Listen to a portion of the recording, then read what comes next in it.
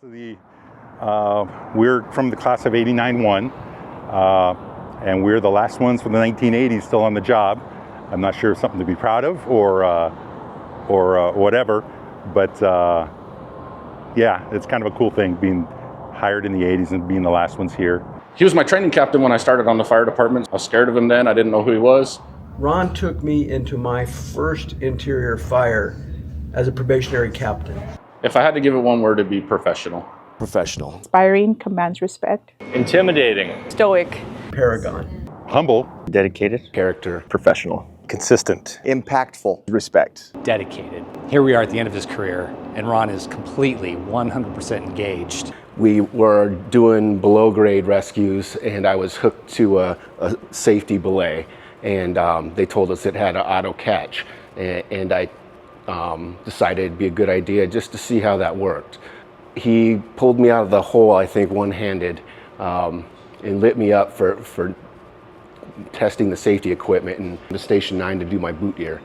And when you get to know him on a personal level, and when you're not a recruit, he's a whole different person. I didn't know that he was a huge goofball. I think about just like that being in recruit class, and it was in the middle of the summer, July. See, when we're out there on the drill grounds as the training staff, the recruits, he'd always say, trust the process, continue on, and it always worked out. He just knew. He was calm, confident, and in control. You took care of business no matter what it was. The calmest demeanor of anybody I know.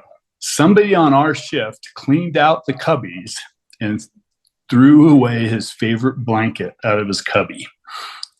And he lost it. I wish I could say something negative just to make him laugh, but I wish we would have ran fires together. Our class decided to give a false fact on the line, run the loop with intermittent calisthenics when it was about 105 out for about an hour and a half. And I thought that was fair. Last time. Ron holed out from about 120 yards. I think it was number 3 at Silver Bell, maybe number 4.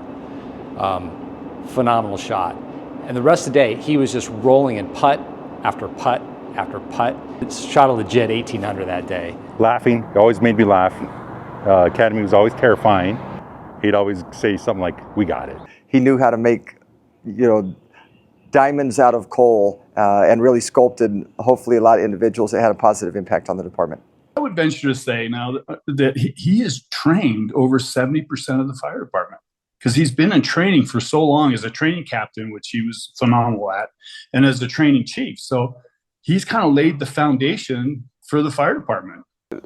Out in the field, you work for crews where the captains you made you feel safe. He expected a lot of you, he expected a lot of himself, and Giving an extra degree of effort. 211 degrees, water is hot, it's chaotic, but it's not until you give it one extra degree, 212 is when water boils. As long as I've known him, has demonstrated what it actually looks like to give that one extra degree of effort.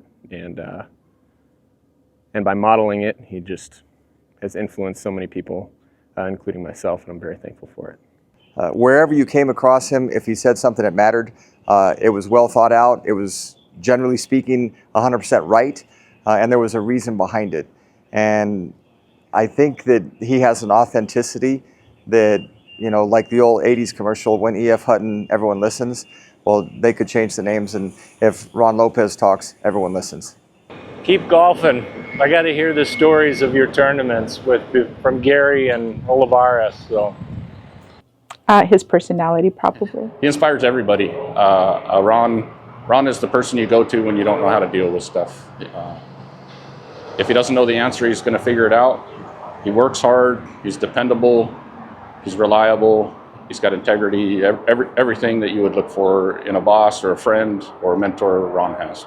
I tell people when I retire, the thing I'll be most proud of was being the lead training captain for that recruit class and seeing those people to the field. I learned a lot from you just watching you work and how you handled business as far as making sure that the academy was always tip-top.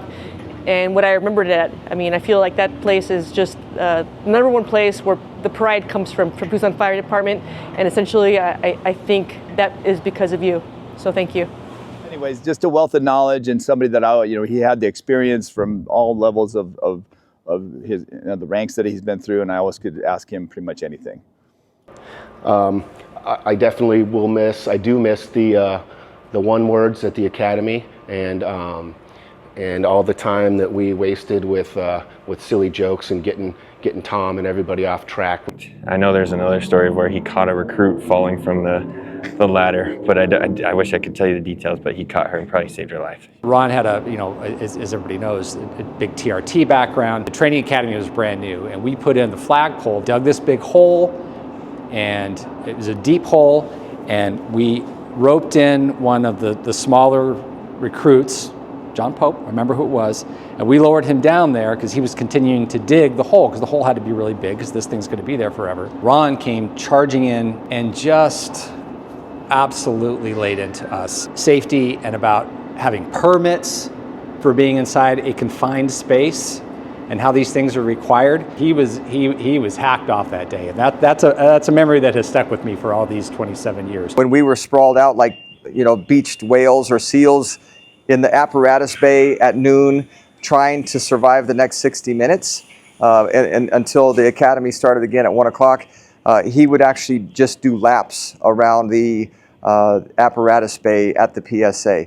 And it's like, who is this Iron Man like lunatic that is somehow able to run laps on July 10th when it's 100 and blank degrees, and we're literally trying to get to the next minute. Tough today. I've been 36 years of not only experience and knowledge going out the door for us, but just on a personal level of just being a good person. It inspires the rest of us to be like him and leave as a good person. I mean, today is his last day, and he's still very engaged with the class. He's very engaged with his work here today on his last day as he's headed out the door. That he inspired as he was a good chief officer. He did not try to be people's mother. He did not address it as their best friend. He was their boss and treated them the way he'd want to be treated. And 36 years on the job, just about. I mean, that's like 2 careers for a lot of people. That's phenomenal. And the energy he still brings to the table, it's just amazing. It's anonymous. We're pretty sure we know who did it, but one of the recruits from when I was a lead said, under Chief Lopez, the man wakes up in the morning and pisses excellence. Thanks for your mentorship, for your influence, and for your investment. We appreciate you, and you'll be very missed. I can't think of anything that I wouldn't miss. So everything, I would miss everything. His personality, his leadership style, just his whole presence. He's left a great positive mark on my career, both as a mentor and as a friend, and I'll miss him. But Shelley asked me to find a picture of you and I, and I didn't. If I couldn't find this one I had in mind, nobody really walks around taking pictures of you. It's that I would hate to get caught. Thank you, Chief. You've been awesome. We'll miss you out here. See you on the golf course, hopefully.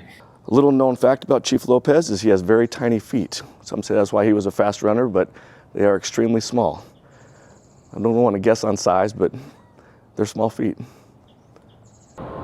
Yeah, it's kind of a cool thing being hired in the 80s and being the last ones here. Class in 89 one was great. All the guys were great. Ron was probably the best of us, in my opinion. And hate to see him go.